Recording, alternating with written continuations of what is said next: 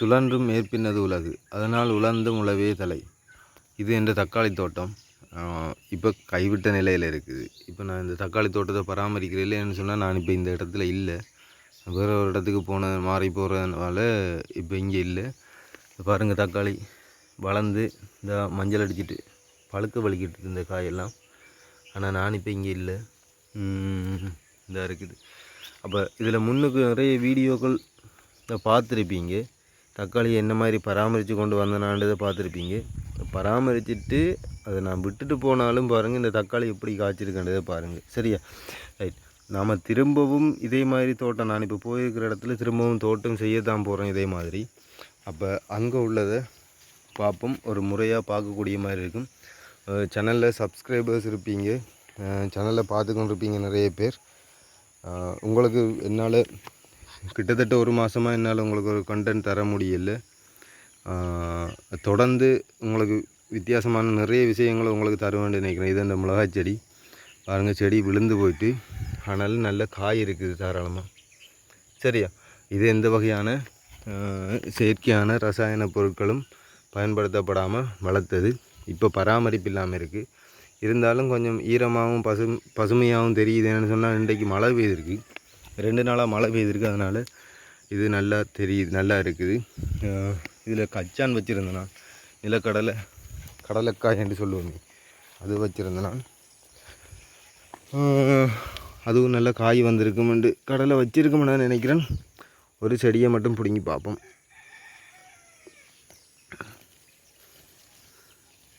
இந்த இதில் வந்திருக்குது. சரியா? ஓகே. இதை உங்களுக்கு ஏன் இதை நான் இப்போ போடுறேன்னு சொன்னால், நான் அடுத்த வீடியோ போடுவேன். அடுத்தது செடி நட்டுறதுலேருந்து தொடங்குறதுலேருந்து போடுறதுக்கு இருக்கிறேன். புதுசாக போயிருக்கிற இடத்துல அந்த வீட்டில் நான் ஒரு என்னென்னு சொல்கிறது, இந்த மாடி தோட்டம், ஒரு டவுன் சைட்டில் இருந்தால் எப்படி தோட்டம் செய்யலாமுங்கிற மாதிரியான கன்செப்டில் தான் வீடியோ போடுறதுக்கு இருக்கிறேன். அப்போ இங்கே இதில் மிளகாப்பழம் பழுத்தே இருக்குது. ஓகே, அந்தளவுக்கு வந்துட்டு. ஆனால் என்ன ஒரு சின்ன கவலை, என்னால் தான் இந்த இடத்துல இருக்க முடியாத ஒரு சுச்சுவேஷனால் போயிட்டேன். இன்றைக்கு லீவு நாள், இன்றைக்கு சிவராத்திரி, எனக்கு லீவு நாளுங்கிறதுனால இங்கே வந்திருக்கிறேன். தக்காளி பத்தைக்குள்ளே கிடந்து வளர்ந்துருக்கிற மாதிரி இருக்குது. ஓகே, இந்த தக்காளியை பாருங்கள்.